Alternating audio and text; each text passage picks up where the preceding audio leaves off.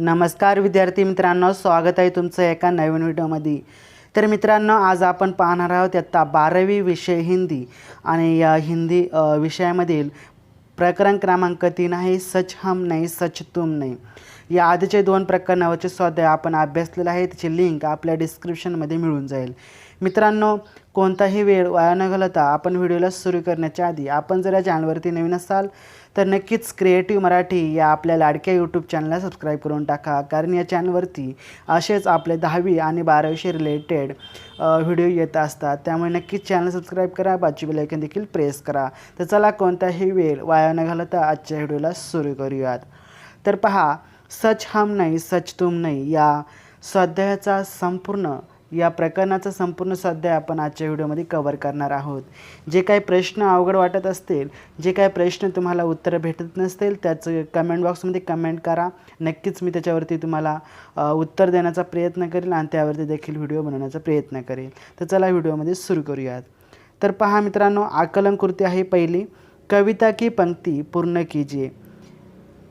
तर यामध्ये आपल्याला उत्तर दिलेलं आहे बेकार है मुस्कान से ढकना। तर त्याचं उत्तर आपल्याला दिलं आहे हृदय की खिन्नता। आदर्श हो सकती है तन और मन की भिन्नता। त्यानंतर तिसरा आहे अपने हृदय का सत्य अपने आप हम खोजना, इथं उत्तर आहे। त्यानंतर अपने नयन का नीर अपने आप पूछना। ओके। त्यानंतर आकलन कृती दुसरा आहे लेखी। तर त्यामधील पहा जीवन यही है। तर जीवन यही है त्याचे उत्तर आपल्याला पाहता येत आहे नत न होना, पंथ भूलने पर भी न रुकना, हार देखकर भी न झुकना और मूर्ति को भी जीत लेना, अशा प्रकार आहे। त्यानंतर मिलना वही है, त्याचे सॉल्युशन आपल्याला दिलेलं आहे जो मुंजधार को मोड दे। त्यानंतर शब्दसंपदा आहे मित्रांनो, इथे आपल्याला पाहायला मिळते प्रत्येक शब्द के दो पर्यायवाची शब्द लिखे, म्हणजे प्रत्येक 2 शब्दाचे आपल्याला पर्यायवाची शब्द लिहायचे आहे। पंथ शब्दाचे 2 पर्यायवाची शब्द आहे रास्ता आणि डगर। त्यानंतर काटाचं म्हणजे 2 पर्यायवाची शब्द आहे शुल्क आणि कंटक। ओके। त्यानंतर प्रत्येक शब्द के 2 पर्यायाचे शब्द लिखे, त्यामधील फूल आहे, फुलला आपण पुष्प आणि कुसुम म्हणू शकतो। त्यानंतर नीर आहे, आंबू आणि जल म्हणू शकतो। तर चला पुढे, नयनला आपण चक्षु किंवा आँख दोन्ही प्रकारे पर्यायाचे शब्द आहे। त्यानंतर अभिव्यक्ती आहे मित्रांनो, जीवन निरंतर चलते रहने का नाम है, इस विषय पर सार्थकता स्पष्ट कीजिए। पहा, आपण उत्तर लिहिलं आहे जीवन का उद्देश्य निरंतर आगे बढ़ते रहना है। जीवन में ठहराव आने को मृत्यु की संज्ञा दी जाती है। अनेक महापुरुषों ने अपने उद्देश्य की पूर्ति के लिए जीवन भर संघर्ष किया है और उनका नाम अमर हो गया है। जीवन का मार्ग आसान नहीं है, उस पर पग पग पर कठिनाइयाँ आती रहती है। इन कठिनाइयों को से उसे जूझना पड़ता है, उसमें हार भी होती है और जीत भी होती है। असफलताओं से मनुष्य को घबराना नहीं चाहिए, बल्कि उनका दृढ़तापूर्वक सामना करना चाहिए। आपण यावरती थोडक्यात विचार मांडलेला आहे मित्रांनो। तर पुढचा अभिव्यक्ती आहे संघर्ष करने वाला ही जीवन का लक्ष्य प्राप्त कर लेता है, इस विषय पर अपने विचार लिखिए। मित्रांनो, याच्यावरती देखील आपण थोडक्यात वाचून दाखवतो। याच्यामध्ये काय आहे, दुनिया में 2 प्रकार के मनुष्य होते हैं, एक वे जो सामान्य रूप से चलने वाली ज़िंदगी जीना पसंद करता है और दूसरा जो आगे बढ़ने के लिए किए जाने वाले उठा पटक को जीना पसंद करता है। दूसरे तरह के लोग होते हैं जो अपने लक्ष्य पर निर्धारित कर लेते हैं और उसे प्राप्त करने के लिए संघर्ष का रास्ता चुनते हैं। म्हणजे जे थोडक्यात संघर्ष करने वाला ही जीवन का लक्ष्य कैसे प्राप्त करता है, इसी विषय पर मैंने 2-4 लाइन लिखी है, आप पढ़ लीजिए और उत्तर लिख लीजिए। ओके, चलो आगे। त्यानंतर रसास्वादन आहे।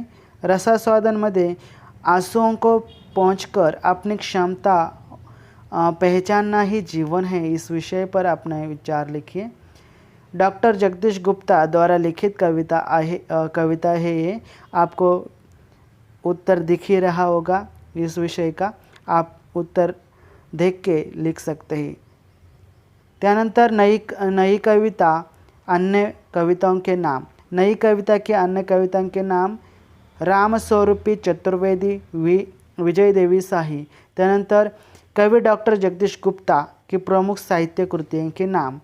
तर त्याचे उत्तर दिलेलं आहे, आपल्याला पाहू शकता। कवि डॉक्टर जगदीश गुप्ता प्रमुख साहित्य कृतियों के नाम नाव के पाँव, त्यानंतर शब्द के दंश, हिमविद्वा, गोपा गौतम काव्य संग्रह है, शंभुक खंडकाव्य है, भारतीय कला के पदचिन्ह, नई कविता, स्वरूप और समस्याएं, केशवदास आलोचना है तथा नवी कविता पत्रिका। साहित्य संबंधित ज्ञान निम्नलिखित वाक्यों के आधार पर शब्दों का लिंग परिवर्तन कर वाक्य फिर से लिखिए। बहुत चेष्टा करने पर भी हरिण न आया। सॉल्यूशन है बहुत चेष्टा करने पर भी हरिणी न आई। सेकंड, सिद्धहस्त लेखिका का बनना ही उसका एकमात्र सपना था। सॉल्यूशन, सिद्धहस्त लेखक बनना ही उनका एकमात्र सपना था। तुम एक समझदार लड़की हो। सॉल्यूशन, तुम एक समझदार लड़के हो। मैं पहली बार वृद्धाश्रम में मौसी से मिलने आया था। मैं पहली बार वृद्धाश्रम में मौसा से मिलने आया था। तुम्हारे जैसा पुत्र भगवान सबको दे। सॉल्यूशन, तुम्हारी जैसी पुत्री भगवान सबको दे। आगे, साधु की विद्वता की धार दूर दूर तक फैल गई है।